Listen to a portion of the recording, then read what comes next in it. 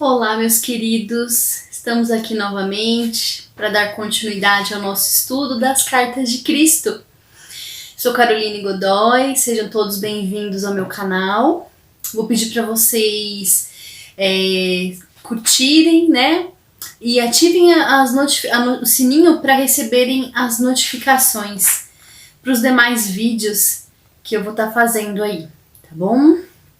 Então, eu vou dar continuidade ao estudo. Antes eu quero convidar vocês a relaxar um pouquinho.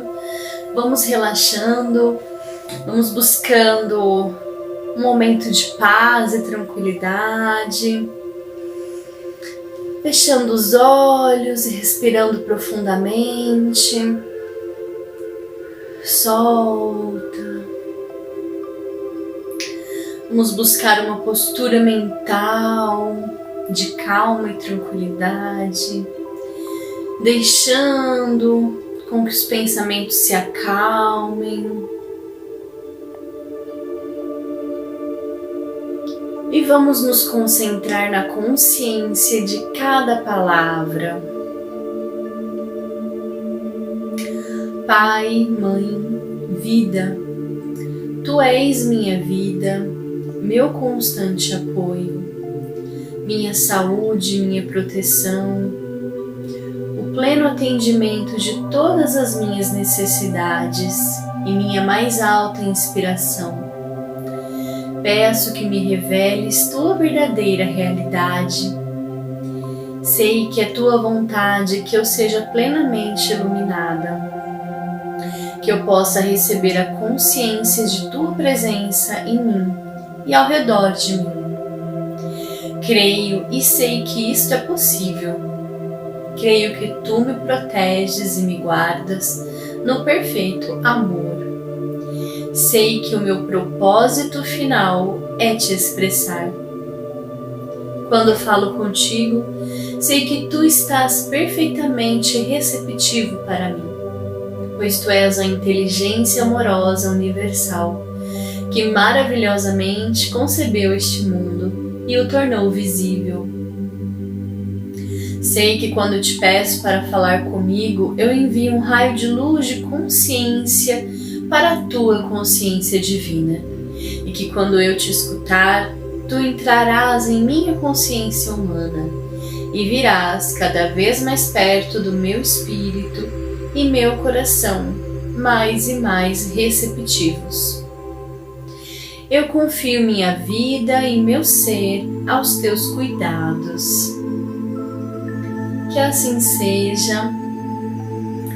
Possamos receber esse conhecimento, abrindo nossas mentes e nossos corações para poder aplicar no dia a dia.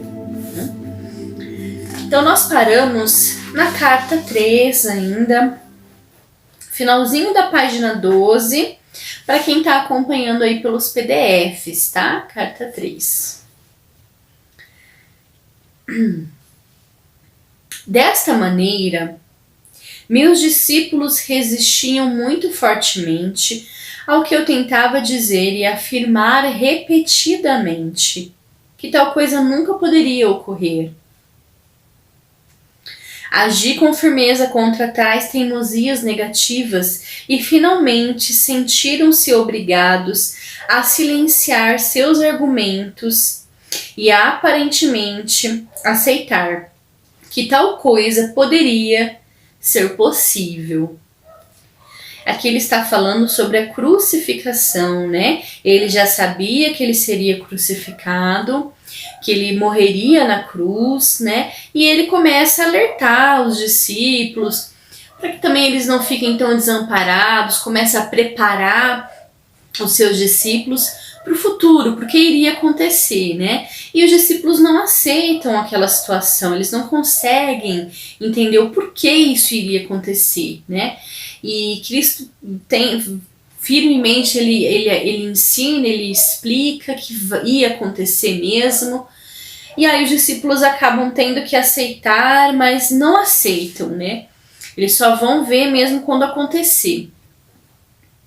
Disse a eles que depois de minha morte me veriam de novo e que esperava que continuassem o trabalho que eu tinha começado. A dor e as discussões que eu tinha provocado entre meus discípulos também me afetaram profundamente.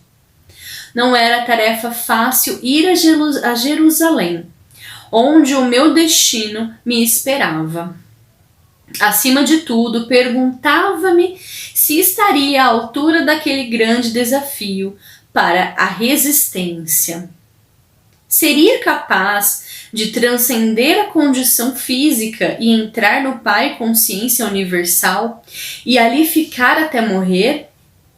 Às vezes, eu me sentia profundamente assustado diante do Calvário, mas não me atrevia a revelar esse temor aos meus discípulos.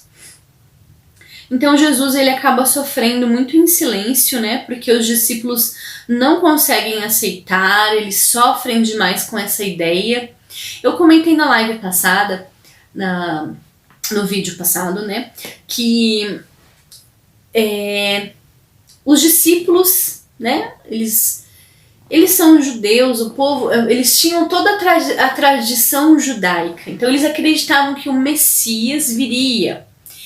E aí esse Messias, ele iria trazer, né, a glória do povo judeu. E eles não conseguiam entender como que esse Messias ia acabar na cruz. Então isso ia contra até o que eles acreditavam, né? Conforme a profecia deles, daquela religião. Jesus, ele veio para uma missão muito maior. Não foi apenas para um povo. Não foi apenas para apenas os judeus. Ele veio para uma missão de trazer um conhecimento novo para a humanidade, que até hoje nós não entendemos. Ele volta hoje nas cartas de Cristo para trazer esse conhecimento, né? Hoje, né, em modo de dizer, mas as cartas de Cristo elas já foram escritas há algum tempinho aí, né? Se eu não me engano foi em 2011 que elas foram lançadas aí. Traduzidas eu não sei nem dizer se foi 2011 ou se foi um pouco depois, tá? Me desculpem aí não saber essas informações, mas na internet vocês conseguem ver essa informação aí facinho. Então, o propósito de Cristo é trazer um conhecimento para a raça humana. Mas os discípulos, eles viviam naquela época, naquele povo, naquela tradição. Então eles não conseguiam entender, ter essa visão ampla do futuro, de mais além, qual era realmente a missão, né? E eles estavam tremendamente desapontados. E todo esse sentimento, né, toda essa situação também trazia, né, a dificuldade para Jesus, porque ele é um ser humano, ele está vivendo como Jesus, como um ser humano, como eu, como você, tendo todas as crises existenciais, né? Apesar dele ter tido todo o contato com a consciência divina, ele ainda continua vivendo na polaridade que todo ser humano vive, entre o bem e o mal, né? Entre a luz e a escuridão que nós somos. Todos os sentimentos complexos que um ser humano possui. Então ele viu o sofrimento dos discípulos que não entendiam. E ele ficava em dor ali, sabendo que ele ia enfrentar algo muito maior, que ele nem poderia contar o que era direito, a dor que ele ia passar, nem poderia se abrir e falar dos seus medos, né? E ele sofria tudo aquilo muito calado. Mas o interessante dessa frase, que ele se questiona, será que eu seria capaz de transcender a condição física e entrar no Pai, consciência universal e ficar ali até morrer? Ou seja, ele estava já tendo a consciência de se preparar para a morte. Nesse trecho a gente pode buscar um ensinamento aqui, que ele traz essa percepção que nós precisamos nos preparar para a morte, né? E ele traz esse exemplo, como nós vamos nos preparar para a morte, que é transcender a condição física e entrar no Pai consciência universal e ficar ali até morrer. Olha que interessante, né? Olha só a dica que ele deixa aqui para seguirmos na hora da morte. A hora da morte é um momento que nós não sabemos o que esperar, o que vai acontecer, né? Ninguém é com detalhes, né? Vamos falar assim, ninguém voltou para contar. Mentira que voltou sim. Muita gente volta assim para contar. Mas não tem como você saber. Uma pessoa contando é uma coisa, você vivendo é outra, né?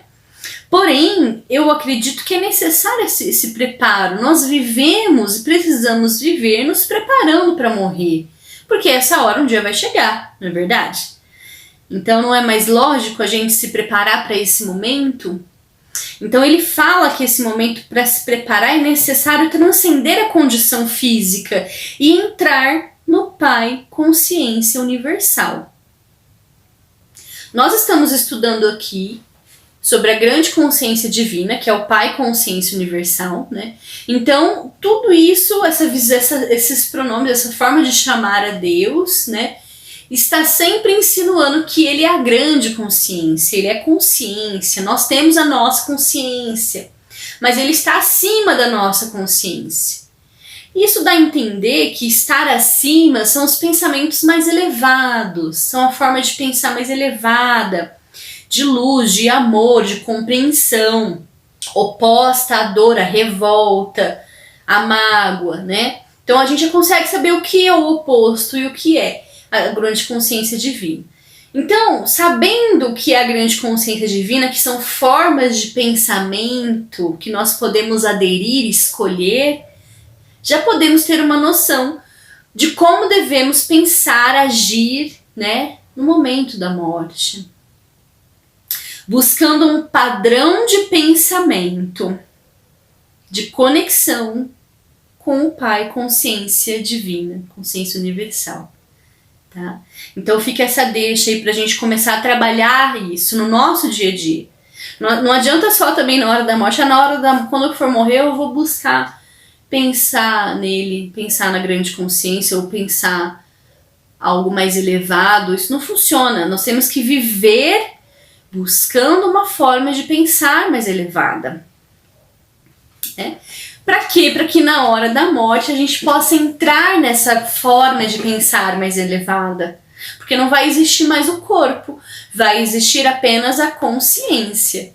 A sua consciência precisa estar em equilíbrio com a grande consciência universal. Nós temos uma vida inteira para trabalhar a nossa consciência, para chegar na hora, né, na hora certa de deixar esse mundo e entrar nela.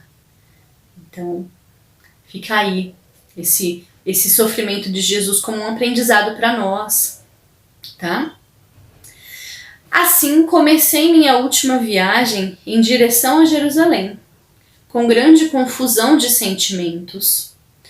Por um lado, estava cansado de curar, falar e ensinar as pessoas que me escutavam boquiabertas e não tinham nenhuma real compreensão do que eu estava dizendo.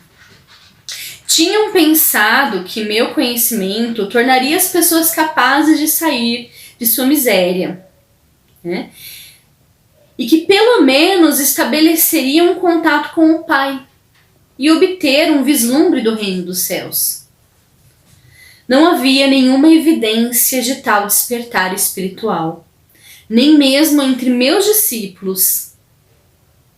Meu desapontamento e sentido de fracasso trouxeram-me contentamento ao pensar em abandonar a vida terrena rumo à gloriosa existência que sabia que me esperava depois da morte.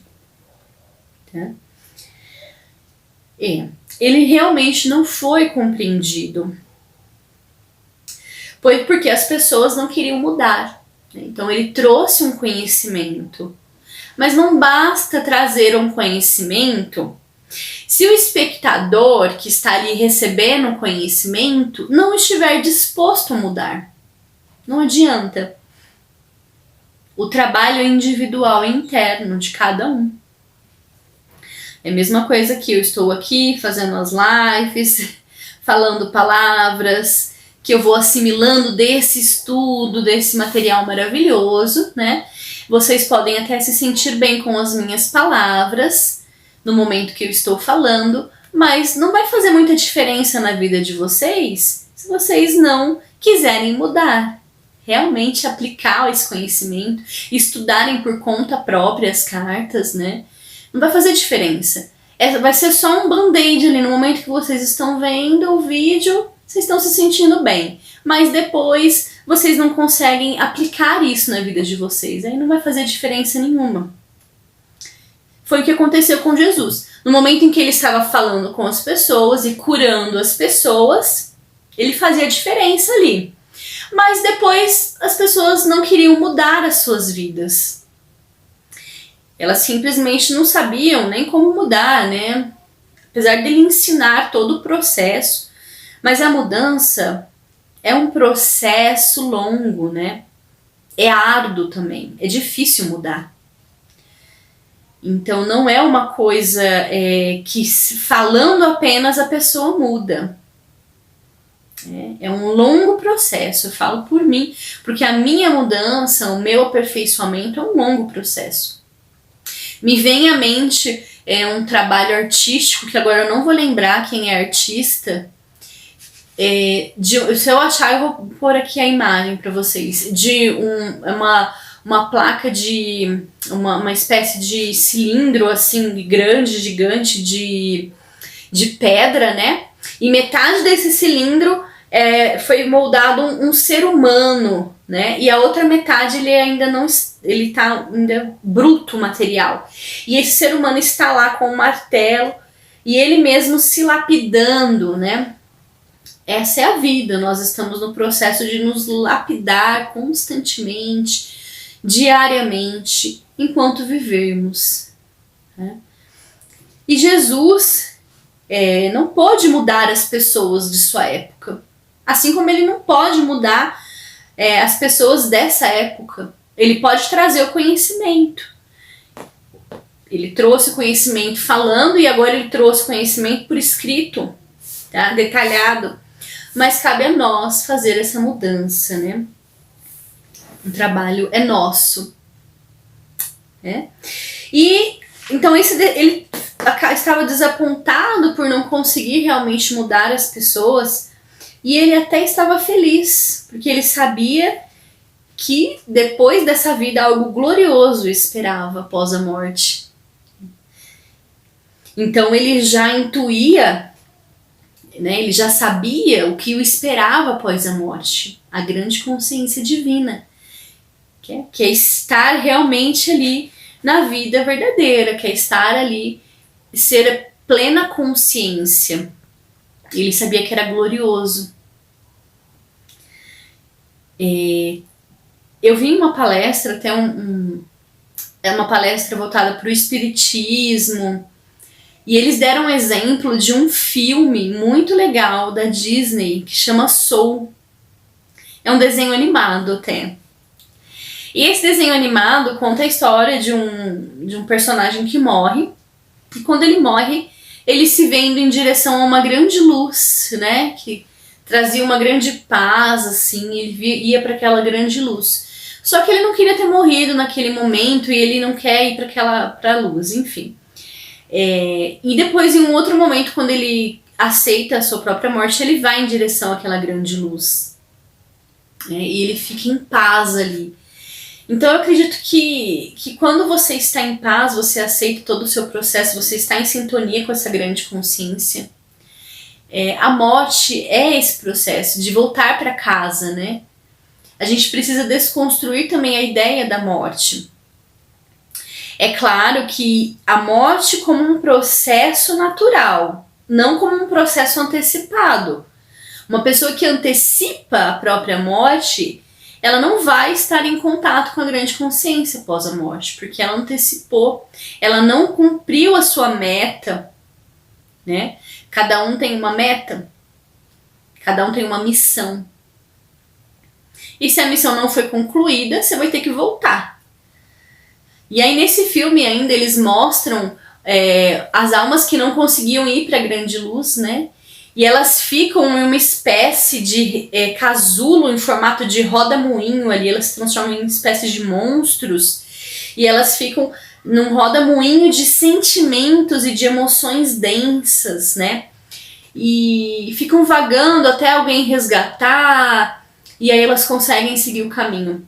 Esse filme me marcou muito porque é uma visão muito parecida até com a espírita, que eu gosto muito da visão espírita da vida após a morte, que é tudo um processo. Não existe céu ou inferno, né? Mas existem padrões de consciência, que é o que Cartas de Cristo fala. Então, nós precisamos entrar no padrão de consciência do Pai, consciência divina, que é amor, que é luz, que é vida. Né? Quando nós não entramos nesse padrão de consciência e morremos, nós estamos em um padrão de consciência denso. Durante a vida, nós podemos identificar qual é o padrão que nós estamos sintonizados, que vai ser o mesmo padrão que nós vamos quando morrermos. Então é só fazer um exercício assim mental. Quais são os seus pensamentos e sentimentos, né? Você é uma pessoa que se critica constantemente, que está com raiva de você e do mundo constantemente. Você é uma pessoa que critica muitos outros, que se revolta constantemente ou que critica os outros constantemente, né? Esse é o padrão de consciência denso, da crítica, da revolta, da mágoa, da não aceitação, né? Onde a pessoa que só vê defeito em tudo. Nós temos, todo mundo, em algum momento, a gente passa por esse padrão. Nós estamos sempre oscilando esse padrão, tá? A gente precisa observar qual é o padrão que mais predomina. Se é a vitimização, precisa observar. Se é a carência, muitas vezes a carência também pega muito, que é um padrão denso também. Agora, os padrões mais elevados de consciência, né? É a aceitação, o amor, a autoconfiança, né? Trabalhar a autoconfiança, o não julgamento, aceitar o outro e aceitar a si próprio, aceitar o mundo, aceitar as coisas que acontecem, né? Mas sempre trabalhando para se melhorar, se aperfeiçoar, né? E exprimir o melhor que você tem para dar para o mundo, tá? É a vontade também, né? O padrão da grande consciência é o padrão da vontade, do trabalho, porque ele é o trabalho constante da vida, ele é a vida. Então, é possível, se observando, saber qual é o padrão que você está de consciência. E aí você já sabe para onde você vai, né? Na hora que você deixa a matéria, na hora que você morre. Por isso é necessário trabalhar a vida pensando nessa hora. Porque se eu vivo a vida sem observar como eu estou, que nível eu estou, qual é o meu padrão vibracional, eu não observo nada, né? Então provavelmente eu estou num padrão denso. Porque o padrão denso ele vai no automático, né? Que é o nosso ego, o nosso instinto mais animal, ele vai no automático. O padrão vibratório de luz, de consciência universal, de vida, ele precisa ser conquistado, né? Dia após dia. E aí a gente vai tendo essa consciência. Eu estou falando tudo isso, gente, porque é mais assim para lembrar essa questão de céu e inferno, que agora não existe mais. A gente tem que mudar essa visão. Quem estuda Cartas de Cristo não pode mais pensar em céu e inferno, né? Não existe isso. E nem nos 10 mandamentos. Porque antes era fácil, né? Ah, então vai pro inferno quem não cumpre os 10 mandamentos. Vai pro céu quem cumpre os 10 mandamentos. Não existe. Os 10 mandamentos não cabem. São poucos, não é o suficiente para definir o padrão de consciência de uma pessoa. Não são as atitudes. O que ele traz, o que ele vem falando é essa questão. Não são as suas atitudes que vai definir o seu padrão de consciência. São as suas intenções por trás das atitudes que definem o seu padrão de consciência. E a maioria das pessoas não tem consciência delas mesmas. Quais são as intenções? Muitas vezes elas vivem na necessidade de aprovação, né? Necessidade de aparecer. E todos nós somos assim, tá? Não estou falando isso pra gente pensar nas pessoas que a gente acha que é assim. Eu falo isso pra gente olhar pra dentro. Em que momento eu sou assim? Em que momento eu busco apenas a aprovação dos outros e deixo de trabalhar, né, o meu interior, o meu padrão mental e emocional? É isso que vai fazer a diferença. E é isso que cocria também uma vida feliz, plena e abundante, né? De acordo com o que cada um reconhece como feliz, pleno e abundante, tá? Ao mesmo tempo, perguntava-me como poderia suportar a dor da crucificação.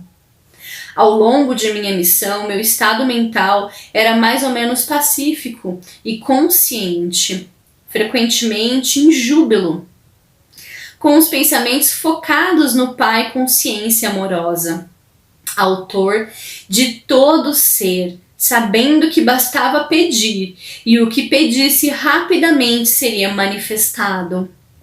Eu seria capaz de manter minha serenidade quando fosse apresentado diante do conselho, levado para a crucificação, pregado na cruz, com peso pendurado pelas minhas mãos.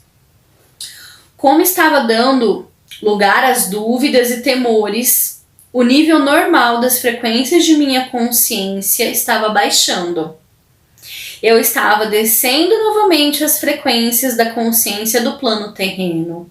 Voltei a ser vítima de minha antiga agressividade, que me incitava a atos irracionais, que eu não teria sequer considerado quando estava em meu estado anterior de total harmonia com o Pai Consciência Amorosa.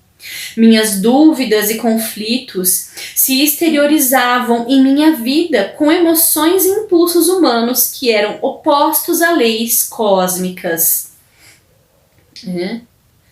Olha só, então ele volta, ele deu lugar à dúvida e os temores, né?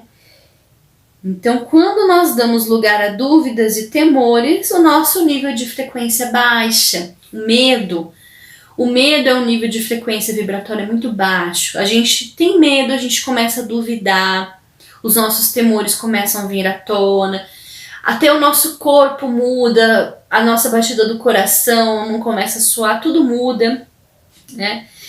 É possível ver fisicamente essa mudança e mental, e a frequência da consciência muda. Mudando a frequência da consciência, né? A gente começa a atrair as situações, as pessoas, os acontecimentos que vão sempre incitar para que a gente acabe indo cada vez mais para esse padrão denso, até que a gente pare e fala, não vou me deixar levar por essa situação. E aí a gente precisa fazer o trabalho, lembre-se o que eu falei, o trabalho, estar na grande consciência divina, buscar um padrão elevado mental de consciência é um trabalho constante, né? No automático a gente vai sempre pro padrão denso, do ego e da parte animal. Então, constantemente observando e trabalhando para elevar, tá? Quando a gente duvida e dá lugar às dúvidas e pensamentos densos, é só ladeira abaixo. E isso não mudou para Jesus. É uma lei física. É uma lei da existência. Nem ele ficou livre dessas leis, tá? Então é importante a gente... Eu acredito que o motivo dele trazer todos esses requintes de detalhe da sua própria vida é para a gente entender as leis da nossa existência. Como funciona esse mundo, né? Funciona dessa maneira. Ninguém está livre. Não existe um ser no céu que vai nos libertar da nossa própria emanação. Aquilo que nós emanamos é o que vai voltar. Não tem como fugir disso a não ser trabalhar constantemente para elevar essa vibração, essas emanações que nós temos, né? Tá?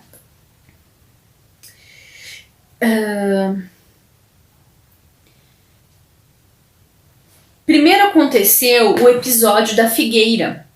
Tinha fome e fui em direção à árvore, não esperando verdadeiramente encontrar frutas, porque não era a estação de figos. Ao ver que a busca era infrutífera, amaldiçoei a figueira. 24 horas depois, ela havia murchado até as raízes. Foi uma experiência chocante. Era a primeira vez que minhas palavras tinham causado dano a algo. Contudo, mostrou claramente a meus discípulos o poder do pensamento, para o bem ou para o mal.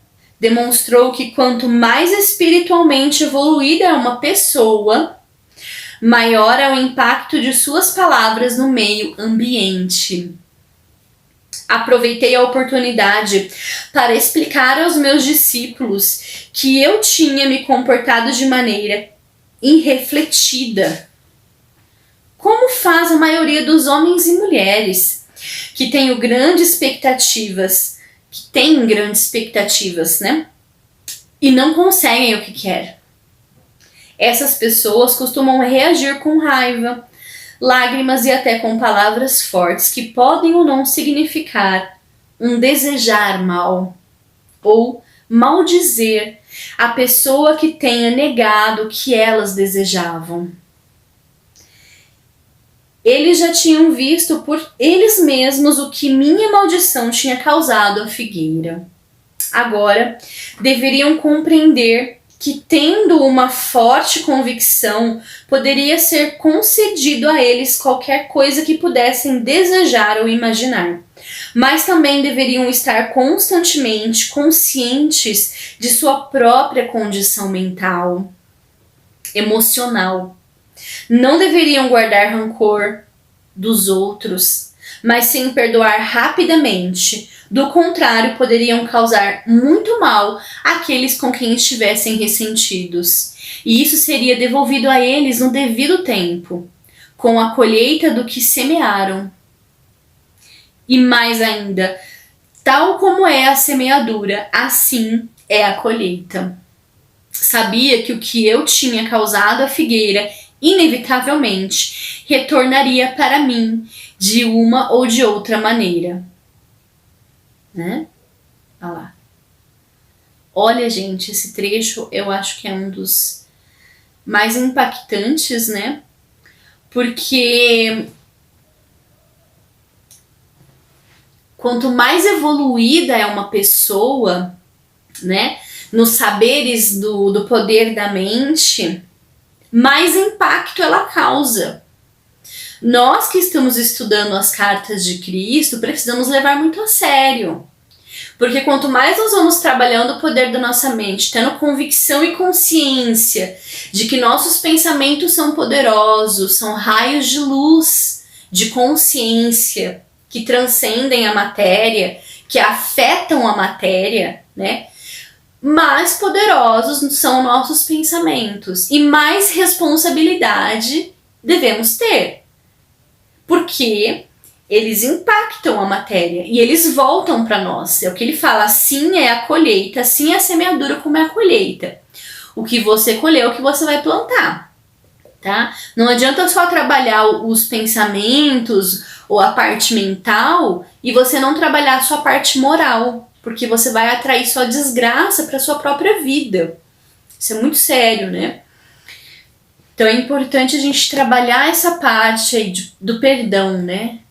Não devemos guardar mágoa e perdoar rapidamente os outros.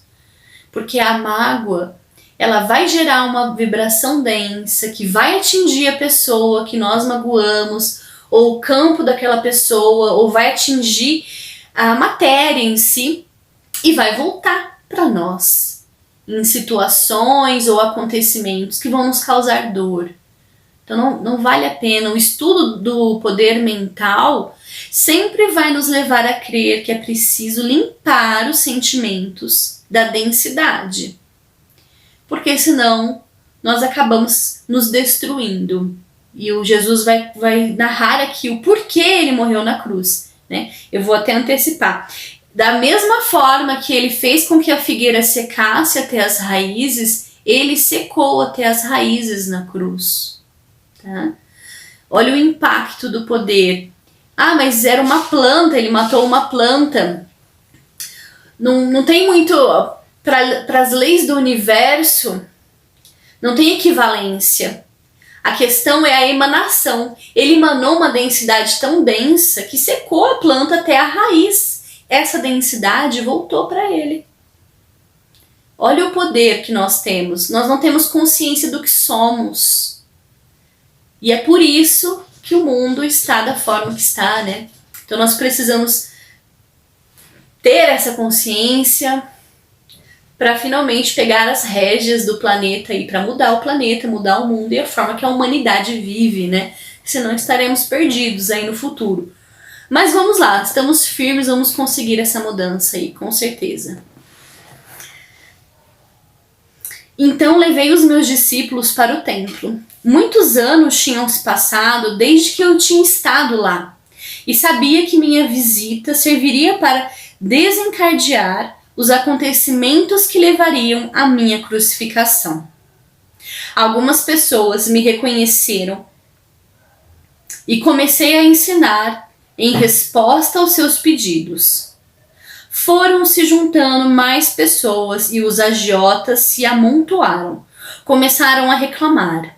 Seus gritos e queixas barulhentos interromperam e minha linha de pensamentos enquanto ensinava. Então, acabou sendo interrompido ali pelos agiotas. De repente, a cólera tomou conta de mim. Havia ali pessoas sérias que me rodeavam e desejavam ouvir palavras de vida, as quais em breve não poderiam mais pronunciar. E ali estavam mercadores que viviam vendendo animais para os sacrifícios que não beneficiavam a ninguém. Aqueles homens somente traziam dívidas e miséria às pessoas. Senti o sangue subir minha cabeça. Empurrei as mesas espalhando dinheiro e expulsei do templo os homens de coração duro. Então houve uma tremenda comoção de gritos e lamentações. Alguns brigavam para apanhar o dinheiro. Os mercadores amaldiçoaram-me, chamando-me de malvado, dizendo que eu fazia o trabalho de Beelzebu e outros 1000 demônios mais. Os sacerdotes e fariseus e todas as pessoas que valorizavam os sacrifícios do templo vieram correndo para averiguar a causa do barulho da confusão. Ouviram a história dos mercadores e se sentiram tão ofendidos com meus atos que se lançaram aos gritos e em condenações e lamentos para assim impressionar os sacerdotes. Cada um protestando mais alto do que o seu vizinho, demonstrando o seu horror pelo que eu tinha feito. Nunca antes tinha se visto tal coisa no templo, até mesmo daqueles que antes tinham me escutado estavam incomodados pela minha obstinação e se perguntavam que tipo de homem eu poderia ser. Estavam juntos vendo os acontecimentos quando os sacerdotes e fariseus se aproximaram e os convenceram de que eu estava destruindo tudo aquilo no que acreditavam, pregando um Deus falso, totalmente contrário a qualquer coisa que tinham ouvido falar nas sinagogas. Os sacerdotes passaram a eles a sua própria raiva ultrajada e convenceram-nos de que meu pecado também os contaminaria, se continuassem a dar ouvidos às minhas loucuras.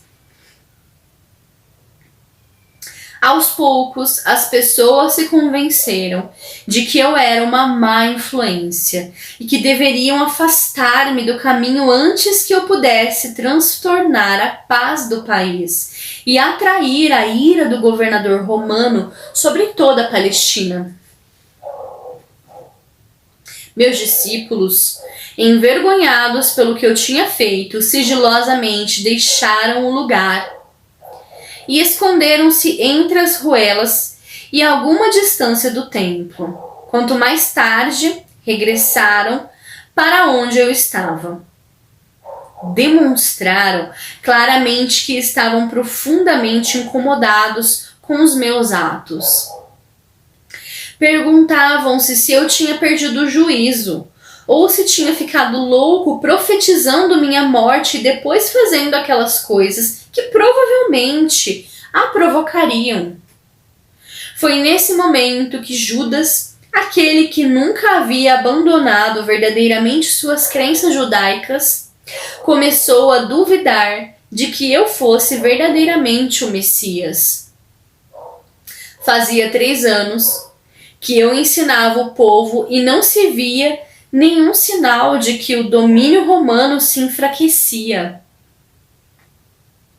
3 anos e as pessoas não estavam mais perto da felicidade que eu havia prometido. E agora parecia que estava a ponto de converter-me num perturbador da paz, fazendo cair a ira de Roma sobre suas cabeças. Judas ficou sabendo que o sumo sacerdote judeu queria se desfazer de mim, e então ofereceu seus serviços para me identificar, quando assim fosse pedido.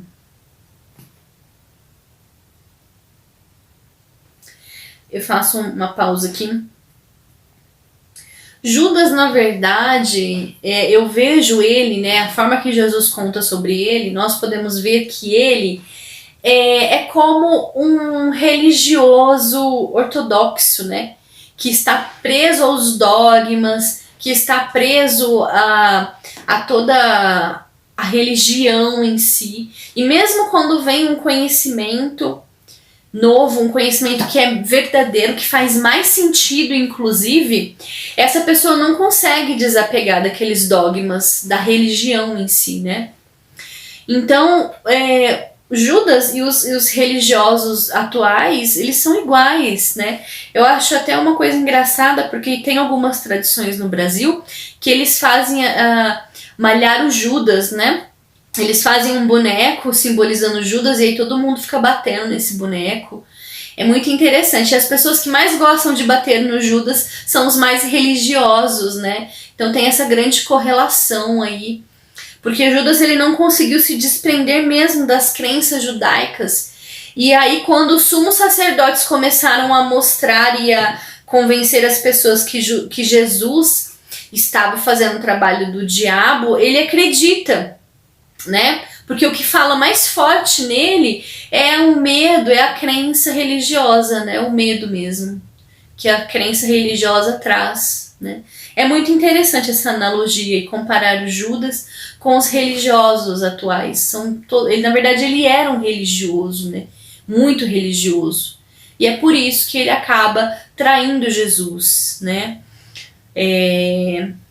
Não é de todo uma pessoa ruim, não, né? Ele, na verdade, errou porque, assim como muitos até hoje, se apegam aos dogmas e às crenças de uma forma que ficam cegos e não conseguem ver a verdade.